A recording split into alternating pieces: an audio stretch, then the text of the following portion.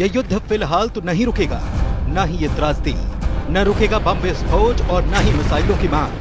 रूस को भड़काया जा रहा है, पुतिन को शातिर जाल से फंसाया जा रहा है, जिसका साइड इफेक्ट वॉर जोन में दिखने भी लगा है। रूस भीषण हमले कर रहा है, यूक्रेन को रौंद रहा है। मिसाइलों और ड्रोन अटैक का तूफानी राउंड फिर से शुरू हो चुका है। ट्रंप ने इस पूरे युद्ध को ऐसा ट्रैप बना दिया जिसमें किसी के समझ नहीं आ रहा कि सुपर पावर आखिर है किसकी तरफ। ट्रंप आखिर चाहते क्या हैं? ट्रंप हर दिन नया स्टैंड ले रहे हैं, हर दिन नई टेंशन दे रहे हैं।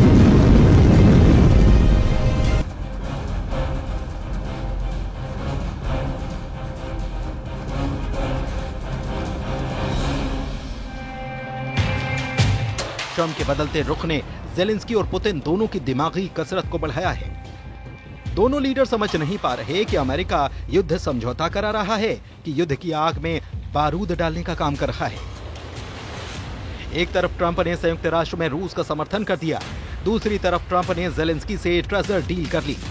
एक तरफ ट्रंप ने यूरोपीय देशों को धमकी दी, दूसरी तरफ ट्रंप यूरोप के देशों को साधने में लगे हैं। ट्रंप की तराजू पर कभी यूक्रेन का पलड़ा भारी है तो कभी पुतिन का। इस चक्कर को समझने में कई देशों की हालत खराब हो रही है। हालांकि प्रेसिडेंट पुतिन ने ऐलान किया कि वो ट्रंप के साथ खजाना डील फाइनल कर सकते हैं, लेकिन ज़ेलेंस्की के साथ किसी तरह की डील पुतिन को मंजूर नहीं। ट्रंप का ऑफर पुतिन को पसंद है। यूक्रेन के बेशकीमती खनिज खजाने का बंटवारा कर पुतिन अमेरिका से कारोबारी रिश्ते भी बढ़ाने के लिए ले रहे हैं। अमेरिका से कारोबारी रिश्ते भी बढ़ाने के लिए सिग्नल दे रहे हैं। मगर ट्रंप के दिमाग में जो चल रहा है इसका उन्हें भी अंदाजा नहीं। पूरा यूरोप अमेरिका पर प्रेशर बना रहा है कि वो यूक्रेन की सिक्योरिटी फुल प्रूफ करे। पुतिन से ट्रंप ये गारंटी लें कि आगे कोई भी हमला नहीं होगा, लेकिन ट्रंप इस बात पर सीरियस नहीं हो रहे। फ्रांस के राष्ट्रपति इमैनुअल मैक्रों ने रूस यूक्रेन वॉर में शांति वार्ता को लेकर मुलाकात की। इसके बाद दोनों देशों के राष्ट्रपति ने प्रेस कॉन्फ्रेंस की, जिसमें दोनों लीडर का मतभेद साफ दिखाई दे गया। मैक्रों ने सुरक्षा गारंटी पर जोर दिया। यूक्रेन की आर्थिक मदद पर मैक्रों ने ट्रंप को दुरुस्त भी किया।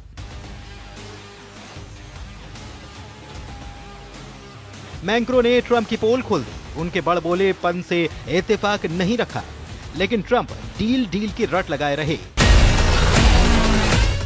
यूरोप के कई देशों को लगने लगा कि ट्रंप की डील से ज़ेलेंस्की को ऐसा घाटा लगने जा रहा है जिसकी भरपाई कभी नहीं हो पाएगी। हालांकि ट्रंप इस बात पर डटे हैं कि यूक्रेन युद्ध समझौता कर पुतिन को खुश कर दे। ट्रंप की दलीलों में डाउट ही डाउट है। उन्होंने किस तरह से ज़ेलेंस्की और यूरोपीय यूनियन को कंफ्यूज कर रखा है, उसे देखिए भी और समझिए भी। ट्रंप ने यूएन में ज़ेलेंस्की को झटका दिया। ट्रंप ने रूस को हमलावर देश नहीं माना। यूरोप के प्रस्ताव पर ट्रंप ने काउंटर प्रस्ताव बम फोड़ दिया। ट्रंप ने मैक्रों से लाइव कॉन्फ्रेंस में नोक झोंक तक कर ली। ट्रंप ज़ेलेंस्की से खजाने की डील फाइनल कर चुके हैं। ट्रंप पुतिन को भी खजाने में हिस्सा देने का ऑफर कर रहे हैं। ट्रंप यूरोपीय देशों को पुतिन से बचाने को तैयार नहीं है। ट्रंप ट्विस्ट और टर्न ने आधी दुनिया को परेशान कर दिया है। ट्रंप की डावाडोल रणनीति ने रूस को काफी हद तक उलझा कर रखा है। यूरोपीय देशों में वॉर प्लानिंग से भड़के रूस ने धमकी दी है कि ज़ेलेंस्की से नजदीकियां बढ़ा रहे देशों पर उनकी कड़ी नजर है। क्रेमलिन प्रवक्ता दिमित्री पेस्कोव ने साफ कर दिया कि यूरोप के देश रूस विरोधी स्टैंड ले रहे हैं। ट्रंप अगर डबल गेम के लिए तैयार हैं तो रूस भी मुस्तैद है, मगर यूक्रेन का नुकसान हर तरफ से होना तय है, जिसकी आशंका जर्मनी के नए लीडर ने जताई। यूरोपियन यूनियन के सबसे बड़ी आबादी और सबसे बड़ी अर्थव्यवस्था वाले देश जर्मनी के नए चांसलर फ्रेडरिक मर्ज ने यूरोपीय देशों को ट्रंप से अलर्ट कर दिया है। चांसलर मर्ज ने ये तक कहा है कि यूरोप को अब अमेरिका की परछाई से बाहर निकलना होगा। ट्रंप से आजादी दिलाने का काम वो खुद करने का जिम्मा लेने के लिए तैयार हैं। जर्मन के एक्शन में आते ही ट्रंप ने भी अपने प्लान को रफ्तार दे दी। ट्रंप ने ऐलान किया कि एक हफ्ते के भीतर ज़ेलेंस्की व्हाइट हाउस जाकर युद्ध समझौते पर दस्तखत कर सकते हैं। समझौते का मसौदा ट्रंप के ऑर्डर पर व्हाइट हाउस में तैयार हो रहा है। ट्रंप ने ज़ेलेंस्की को वादा किया है कि अगर वो समझौता करते हैं तो पुतिन से उन्हें मुंह मांगी डिमांड पूरी करवा देंगे, जबकि हकीकत में समझौता कर यूक्रेन कंगाल हो सकता है। अमेरिकियों ने ड्राफ्ट डील में कथित तौर पर यूक्रेन के प्राकृतिक संसाधनों से राजस्व का 50% मांग लिया है। इसके बदले में यूक्रेन की सुरक्षा की गारंटी की पेशकश भी नहीं की गई। ट्रंप ने यूक्रेन के खनिज खजाने में मिलने वाले हिस्से को अमेरिका की सैन्य और वित्तीय सहायता का मुआवजा बताया। इधर ऐसा लग रहा है कि जैसे जेलेंस्की ने हार मान ली, लेकिन यूक्रेन नहीं हारेगा। जेलेंस्की हर शर्त मानने के लिए तैयार है, लेकिन यूरोप नहीं मानेगा। जेलेंस्की राष्ट्रपति पद से इस्तीफे की पेशकश भी कर चुके हैं, लेकिन पुतिन की टेंशन कम नहीं होगी। लेकिन ट्रंप का प्लान कामयाब भी नहीं होगा। लेकिन युद्ध का अंत अभी नहीं होगा।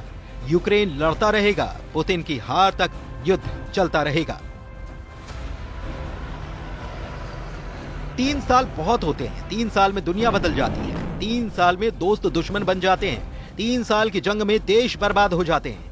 लेकिन मानना होगा यूक्रेन को और मानना होगा जेलेंस्की को, जिनकी जिद ने इस जंग को अब तक पुतिन को जीतने नहीं दिया। जेलेंस्की अपने देश में ऐसे योद्धा की इमेज बना चुके थे जिसे युद्ध में हराना नामुमकिन लग रहा था, लेकिन ट्रंप ने जेलेंस्की का गेम ओवर कर दिया। जेलेंस्की को तनाशाह बताकर ट्रंप ने युद्ध का रुख पलट दिया।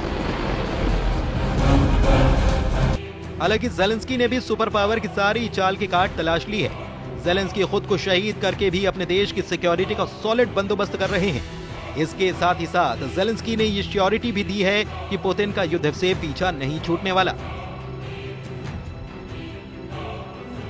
रूस को अब अकेले यूक्रेन नहीं, कई देशों की सेना से टक्कर लेने पर मजबूर करने वाले हैं जेलेंस्की। पुतिन से डरने वाले, रूस को दुश्मन मानने वाले देशों का ग्रुप बन चुका है। बड़े भीषण युद्ध की बिसात जेलेंस्की ने बिछाई है। अमेरिका के साथ छोड़ने से यूक्रेन को अब फर्क नहीं पड़ने जा रहा। अब यूक्रेन के साथ यूरोपियन यूनियन खुलकर आ चुका है। यूरोप के सभी देशों को पुतिन से खतरा है। यूक्रेन के बाद पुतिन उन देशों को निशाना बनाने की धमकी भी दे चुके हैं जिन्होंने उनका विरोध किया। ऐसे में यूरोप के सभी देश एकजुट हो चुके हैं। इसकी तस्दीक यूरोपियन यूनियन चीफ की कीव विजिट से हो चुकी है। वहीं जेलेंस्की बिना सिक्योरिटी गारंटी के समझौते के लिए तैयार नहीं थे, लेकिन अब दावा किया जा रहा है कि जेलेंस्की को मना लिया गया। इसकी वजह प्रेसिडेंट पुतिन का वो बयान जिसमें उन्होंने कहा कि अमेरिका रूस के कब्जे वाली यूक्रेन में खनिजों के खनन में मदद कर सकता है। मतलब कि यह खजाना यूक्रेन का और बटेगा रूस और अमेरिका में। तो फिर जेलेंस्की के हाथ आखिर आया क्या? 3 साल से पुतिन से युद्ध में उलझी यूक्रेन की जमीन छिन गई। उस जमीन में छिपा खजाना भी लुटता दिख रहा है। युद्ध के खर्च से यूक्रेन वैसे ही बर्बाद हो चुका है। तब फिर जेलेंस्की ट्रंप की डील करे भी तो क्यों? लेकिन अमेरिका तो अमेरिका है, जो चाहता है वही होता है। जेलेंस्की पर इतना प्रेशर दे दिया गया कि वो या तो अपना देश बचाएं या फिर अपना पद। जेलेंस्की ने राष्ट्रपति पद से इस्तीफे की पेशकश कर दांव भी चला, लेकिन ट्रंप पर इसका कोई फर्क नहीं हुआ, जिसके मायने ये है कि जेलेंस्की या तो डील साइन करें या फिर युद्ध करते रहें। यूक्रेन अगर डील करता है तो उसके सच्चे मददगार यूरोप के देश नाराज होंगे। अगर नहीं करते तो पुतिन पीटते रहेंगे और अब अमेरिका भी यूक्रेन को बचाने नहीं आएगा। ऐसे में यूरोप की पावर जब तक साथ है, जेलेंस्की पुतिन के आगे सरेंडर तो नहीं करने वाले। यूरोपीय देशों ने एक साथ होकर पुतिन के खिलाफ मोर्चा खोल दिया तो महायुद्ध की नौबत भी आ जाएगी और तब पुतिन अपने एटम बम का पावर शो दिखा सकते हैं।